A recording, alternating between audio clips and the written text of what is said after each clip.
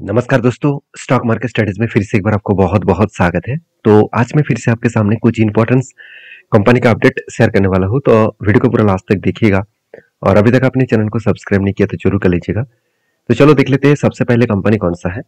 First जो company है जिसके बारे में बहुत सारे दोस्तों ने बहुत दिनों से कमेंट करा था, इसका नाम है जेबीएम ऑटो। देखिए, जेबीएम ऑटो के बारे में बात करूँ तो इस कंपनी एक ऑटो इंडस्ट्रियलिस्ट से बिलोंग करते हैं। कंपनी सिर्फ ऑटो सेगमेंट के ऊपर नहीं है, कंपनी सोलर प्रोजेक्ट के ऊपर भी काम करते हैं, कंपनी ईवी बसेस भी बनाते हैं।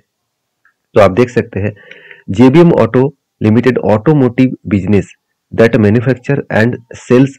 जो कंपनी का जो काम है सेल्स करना, तो टूल्स है, साथ ही साथ डाइसेस है, साथ ही साथ मोल्डेस है एंड बसेस है। तो एक अलग अलग प्रोडक्ट कंपनी सेल्स करते हैं। साथ ही साथ कंपनी पेयर पार्ट्स भी सेल्स करते हैं गाड़ी का, और उसके साथ साथ कुछ एक्सेसरीज भी, मेंटेनेंस का काम भी करते हैं। तो कंपनी का जो बिजनेस है वो बिजनेस में किस तरीके से बिजनेस को कंपनी कंटिन्यू कर रहा है वो देख लीजिए। यहाँ पे देखिए कंपनी की जो पॉइंट्स है, बिजनेस जो डाइवर्सिफिकेशन है, जैसे ऑटो कंपोनेंट्स के ऊपर, ऑटो सेगमेंट के ऊपर, बसेस एंड इलेक्ट्रिक व्हीकल्स के ऊपर, ईवी एग्रीगेटेड्स के ऊपर एंड ईवी चार्जिंग स्टेशन के ऊपर, इंफ्रास्ट्रक्चर के ऊपर, रेन्यूएबल एनर्जी के ऊपर, साथ ही साथ एनवायरमेंट मैनेजमेंट के ऊपर। तो इस तरीके से प्रोजेक्ट के ऊपर कंपनी काम कर रहा है।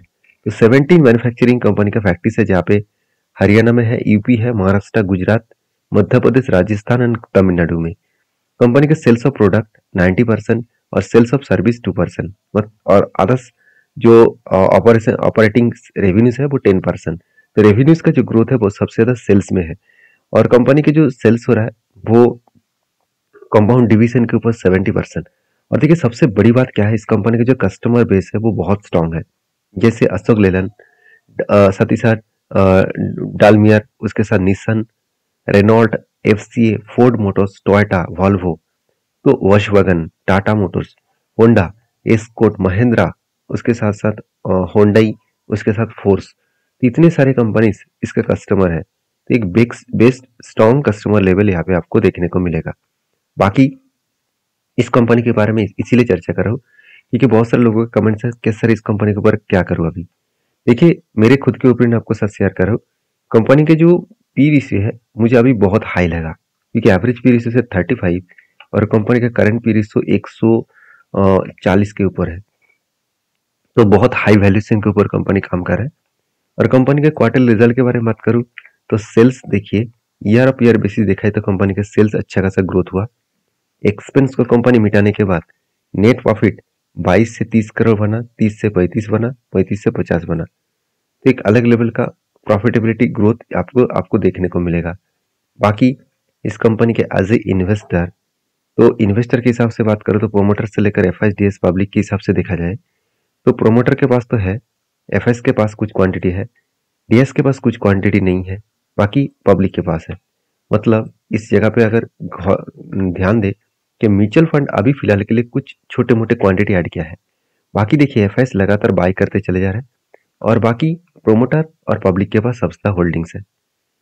और एक बहुत बड़ा अपडेट मैं आपके साथ शेयर करूंगा कि कंपनीज के ऊपर 2 दिन पहले एक 10% का जंप देखने को मिला था। क्यों? क्योंकि JBM auto jump 10% as subsidiary bags 7,500 crore order for electric buses. मतलब इलेक्ट्रिक बसेस का, इसका देखिए जेबीएम का जो बसेस है, इलेक्ट्रिक बसेस, उसका ऑर्डर कंपनी को मिला। तो जेबीएम का बस हर स्टेट में आपको देखने को मिल जाएगा। इस बड़ी कारण के वजह से कंपनी के ऊपर एक बिग मैसिव जंप देखने को मिला।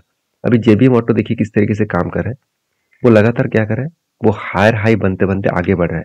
क्योंकि अगर बहुत नीचे साइड से देखे तो कंपनी के ऊपर यहाँ पे एक एंटी बना था, cup with 100 pattern, finally break हुआ, टारगेट अचीव हो गया। तो यहाँ पे भी देखिए एक एंटी बनने के लिए मैं तैयारी कर रहा था, मगर यहाँ पे कप तो बना मगर हैंड नहीं बना, तो इसलिए एंटी नहीं ले पाए। तीसरी बात, कंपनी के ऊपर जिस तरीके से करेक्शन हो रहा है, वो अगर ध्यान से इस चीजों को देखेंगे तो एक चीज आपको देखने को मिल जाएगा। देखिए जेबीएम ऑटो के ऊपर जो आरएसआई है, आरएसआई क्या कर रहा है, आरएसआई देखिए नीचे टच किया, आरएसआई क्या किया, नीचे टच किए, और जब भी नीचे टच किया तब इसका रेंज भी नीचे तो आया मगर 200 डेज ईएमए के नीचे नहीं आया। तो जिसके चलते मैंने क्या किया, इस कंपनी के ऊपर एंटी ना लेने का डिसीजन लिया। क्योंकि अगर आरएसआई 30 के नीचे है और उस टाइम अगर कंपनी के शेयर 200 डेज मूविंग एवरेज, ये जो मूविंग एवरेज है, इस मूविंग एवरेज के अगर नीचे आए तो एक बेस्ट एंट्री लेवल मिल सकता था। बाकी फिलहाल के लिए कोई मेरा फ्रेश एंट्री नहीं है। जब कोई एंट्री बनेगा तो मैं आपके साथ जरूर शेयर करूंगा। नेक्स्ट जो कंपनी उसका नाम है भारती एयरटेल। देखिए, भारती एयरटेल एक ऐसी कंपनी है जो अकेला टेलीकॉम सेक्टर में एक राज कर रहा है। क्योंकि इस सेक्टर में जितने सारे कंपनीज है, मान के चलिए वोडाफोन आइडिया है, टाटा कम्युनिकेशन है, टीटीएमएल है, रेलटेल कॉर्पोरेशन है।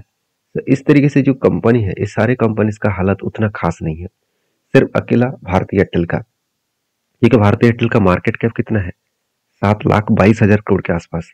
बाकी कंपनी तो अभी तक 1 लाख करोड़ भी पहुंच नहीं पाया। तो कितना हाई ग्रोथेबल कंपनी है आप सोचिए। हाँ, जब तक रिलायंस जियो मार्केट में एज ए लिस्टिंग ना हो, तब तक अकेला राज करेंगे भारती एयरटेल। तो किस तरीके से राज करें आप देख सकते हैं। कंपनी की जो परफॉर्मेंस है वो बेस्ट तरीके से आपको देखने को मिलेगा।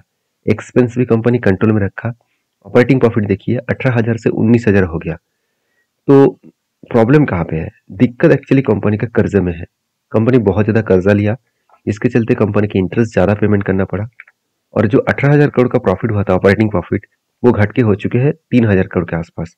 तो सोचिए कितना बड़ा एक मतलब ऑपरेटिंग प्रॉफिट कितना ज्यादा होने के बाद भी इतना कम हो गया, 18 करोड़ से डायरेक्टली 2,600 करोड़। तो इसके पीछे रीजन सिर्फ एक ही है, कंपनी को टैक्स भी पेमेंट करना पड़ा, डिप्रिसिएशन भी ज्यादा है, और कंपनी का अदर्स इंटरेस्ट भी बहुत ज्यादा देना पड़ा, और अदर्स इनकम भी कंपनी के ऊपर देखने को मिला। तो सब कुछ मिटाने के बाद कंपनी के हाथ में जो प्रॉफिट आया वो थोड़ा सा कम दिखा।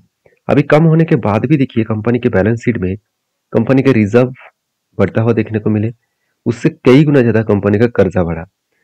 हाँ, एक बात मैं जरूर क्लियर कट करना चाहूंगा कि जो लोग सोच रहे हैं कि कर्जा बहुत ज्यादा है, क्या सर कंपनी कर्जे को मिटा पाएंगे। देखिए, कंपनी का फिक्स एसेट भी बहुत ज्यादा है, 2,17,000 करोड़ का कर्जा है, और कंपनी का फिक्स एसेट 3 लाख करोड़ है, और रिजर्व भी 75,000 करोड़ है। ऑलमोस्ट आप बोल सकते हैं 3,75,000 करोड़ के आसपास कंपनी का टोटल हाथ में रिजर्व है।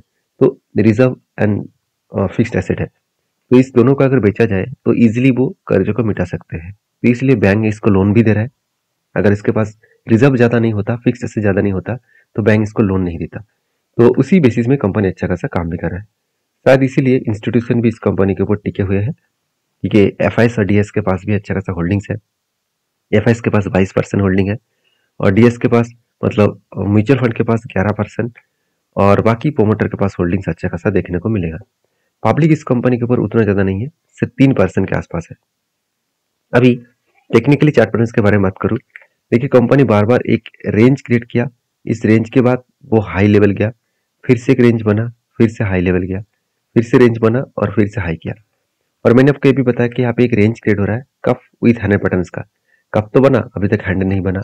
तो अगर यहाँ से रिटेस्ट करके, यहाँ पे कप बनने के बाद यहाँ से रिटेस्ट करने के बाद फिर से अगर ब्रेकआउट करे, तो एक बड़ा सा कप विथ हैंडल पैटर्न्स बन सकता है। और मैं जरूर यहाँ पे कुछ डिसीजन जरूर लूंगा। फिलहाल के लिए मेरा कोई डिसीजन नहीं है, जब कोई डिसीजन मैं खुद एंट्री लूंगा तब मैं आपके साथ शेयर भी करूंगा। और हाँ, ये वीडियो सारे वीडियोस आपको एजुकेशन पर्पस में शेयर किया जा रहा है, कोई भी मेरी तरफ से बाय एंड सेल का रिकमेंडेशन नहीं है। नेक्स्ट जो कंपनी उसका नाम है अदानी टोटल गैस। देखिए, अदानी टोटल गैस के वैल्यूएशन बहुत हाई है, क्योंकि इसका पी रेशियो 170 है, और करंट इसका इंडस्ट्रीज पी रेशियो 14 के आसपास है। बाकी इस कंपनी के सब कुछ ठीक दिखेगा, आरओसी आरओ ठीक है, इनकम भी जबरदस्त है, प्रोमोटर का होल्डिंग भी ठीक ठाक है। क्वार्टर रिजल्ट देखा जाए तो क्वार्टर रिजल्ट आपको सेल्स बहुत शानदार देखने को मिले, एक्सपेंस भी अच्छा खासा देखने को मिला, और नेट प्रॉफिट ये भी अच्छा खासा ग्रोथेबल सिचुएशन के इस बेसिस में देखा। तो यहाँ पे जो कंपनी के ऊपर जो इन्वेस्टर है, यहाँ पे प्रोमोटर से लेकर एफएसडीएस पब्लिक, हर किसी के पास आपको बेस्ट तरीके से इन्वेस्टमेंट देखने को मिलेगा। अभी अदानी टोटल गैस के ऊपर एक चीज नोटिस करना, कंपनी के ऊपर जो टेक्निकली चार्ट पैटर्न बना, वो टेक्निकली चार्ट पैटर्न में यहाँ पे आपको दिखा देता हूँ। आप ध्यान से देखना, बहुत सारे लोगों का डाउट्स है कि सर यहाँ पे कंपनी के ऊपर टॉप लेवल से दिखाए तो बहुत बिग फॉल देखने को मिला, क्या इस जगह पे एंट्री लेना चाहिए।